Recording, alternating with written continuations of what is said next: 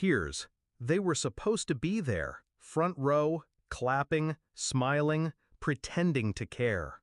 Instead, when my name was called and the lights burned hot on my face, the chairs I reserved for them sat empty. Their absence screamed louder than the applause. That was the moment I knew I didn't have a family anymore.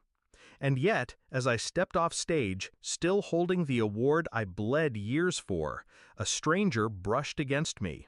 Cold metal pressed into my palm. A key. "Welcome home," he whispered. Then he vanished. My phone buzzed, screen lit like a wildfire. 78 missed calls. From them. I still remember when they loved me, or at least when they pretended well enough for me to believe it. Birthdays where they shoved a candle into a cake and called it celebration. Trips where I was invited last minute as though an afterthought. I mistook scraps for love. And I gave them everything. Paid for their debts, covered tuition, fixed roofs, carried burdens none of them could shoulder. I was the steady one, the reliable one, the achiever. Tonight, though, they were at a beach house. All of them. My siblings, my parents, even the cousins who once begged me for rent money. Laughing on Instagram stories, drinking in the sunset, while I stood on a stage clutching an award they said I would never earn. That's when the anger cooled into something sharper. Not rage, clarity. The signs had been there. The late replies, the way my calls went unanswered, the accidental exclusion from group chats. When I confronted them once, they laughed it off. You're too busy with your own life anyway. But busy didn't mean unwanted. No, unwanted meant planned, uninvited, erased. The kind of betrayal that isn't sudden, but deliberate. So I started planning, quietly. I didn't confront them. That would give them power, let them defend themselves, twist guilt into excuses. Instead, I smiled, kept sending money, kept playing the role they thought I'd never step out of. Meanwhile, I began rewriting the story. Step 1, the property. Every house I had gifted them was still in my name. Legal oversight on their part, intentional foresight on mine. They thought I was careless. I was meticulous. Quietly, I filed transfer orders. Ownership revoked. Step 2, the finances. Years of funneling their loans through my accounts left trails they couldn't see. I saw them, and I closed them. Every line of credit they used, every account tied to my guarantees, I severed them. One call to the bank, one email to the board. Overnight, their safety net snapped. Step 3, the truth. I didn't scream it from rooftops. I slipped it, piece by piece, into the right hands.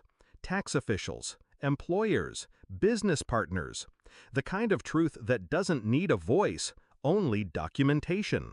I built their downfall brick by brick, smiling at family dinners, nodding through their complaints, until the foundation under them was hollow.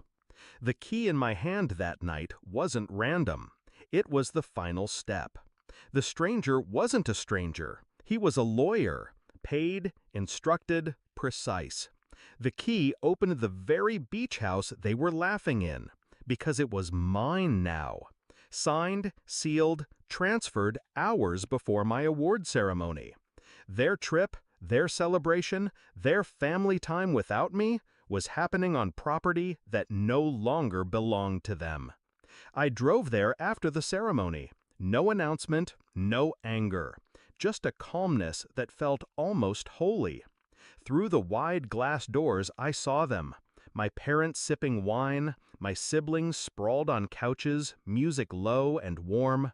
They were mid-laughter when I stepped in. The sound died fast. My mother's glass froze mid-air. My brother stammered, "You weren't supposed to—" "I wasn't supposed to be here?" I asked, voice low, almost kind. I laid the award gently on the table. Its metallic edge caught the lamplight. "You missed my night. So I thought I'd visit yours. My sister shifted uncomfortably. It wasn't personal, I cut her off by placing the key beside the award. This, I said, is mine now.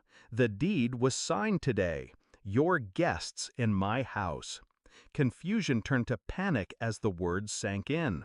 My father demanded, "What have you done?" "Nothing you didn't teach me," I replied. Planning, positioning, choosing myself over others.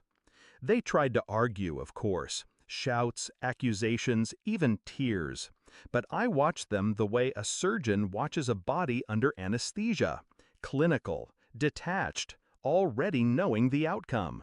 One by one, I explained it to them. The revoked properties, the frozen accounts, the investigations that would soon arrive at their doors. Every safety net gone.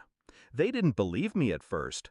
Then phones started buzzing, emails pinged, notifications rolled in. Faces drained of color, hands shook. Reality arrived. That was my stage. Not the award, not the applause. This moment, watching their arrogance collapse into silence. I didn't shout, didn't gloat. I simply stood.